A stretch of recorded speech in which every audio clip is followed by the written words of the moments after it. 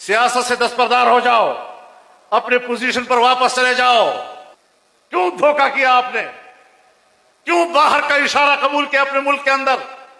क्यों अपनी खुद मुख्तारी को बेचा? आज कहते हो 9 मई 9 मई 9 मई, और 9 मई को जो हुआ था वो गद्दारी है और हम ये कर देंगे वो कर देंगे।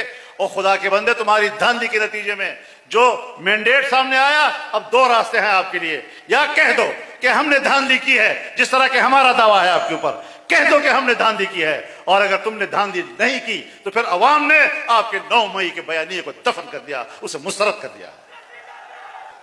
किस किस का रोना रोएं, किस किस का रोना रोएं। हमारी अदालतें भी, जहां हम इंसाफ की उम्मीद से उनकी खिदमत में हाजिर होते हैं, न हाजिर हों तब भी हम गुनाहगार, और हम हाजिर होते हैं तब भी 50 साल के बाद सुप्रीम कोर्ट मुझे कहती है कि वो 50 साल पहले जिस सुप्रीम कोर्ट ने जुल्फकार अली भुट्टो को फांसी की सजा दी थी वो गलत थी। जब आप अपने उस फैसले को, जिसमें आप मुल्क के एक वजीर आजम को लटका देते हैं और 50 साल के बाद कहते हैं कि हमसे तो गलती हुई थी। हम आईन की जुबान में बात कर रहे हैं, तुम आईन को कबूल कर लो, आईन के मुताबिक जिंदगी गुजारो, आईन के मुताबिक जनरल रहो, आईन के मुताबिक फौजी रहो। मैं सबसे ज्यादा आपका एहतराम करने वाला हूं। अगर मैं फौजी नहीं बन सकता, अगर मैं फौज की वर्दी नहीं पहन सकता, और मेरे लिए जायज नहीं है, मेरा आईन और कानून मुझे इसकी इजाजत नहीं देता, आप कौन होते हैं कि मेरा लिबास पहनकर सियासी मैदान में आकर सियासी किरदार अदा करो? दोस्त धमकी नहीं चलेगी। अगर आपका यह ख्याल है कि एक रौबदार किस्म का धमकियों भरा बयान देकर आप हमें खामोश कर लेंगे, हम आपको खामोश करने आए हैं, खुद बोलने के लिए निकले हैं। जमादा सुमर खबर जता सवार दले दावे खुप उर्दू के, लेकिन वेद पख्तो पर लहजा के।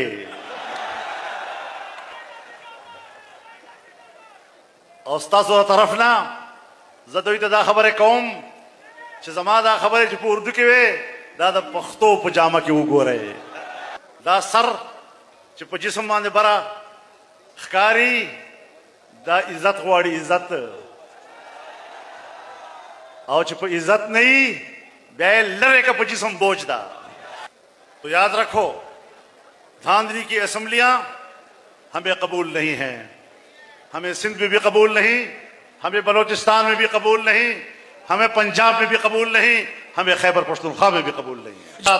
हम एक आजाद कौम हैं और पूरी आजादी के साथ इस सरजमीन पर जिंदा रहना चाहते हैं। हमें अल्लाह ने तुम्हारी गुलामी के लिए पैदा नहीं किया, हमें माँ बाप ने तुम्हारी गुलामी के लिए नहीं पैदा किया।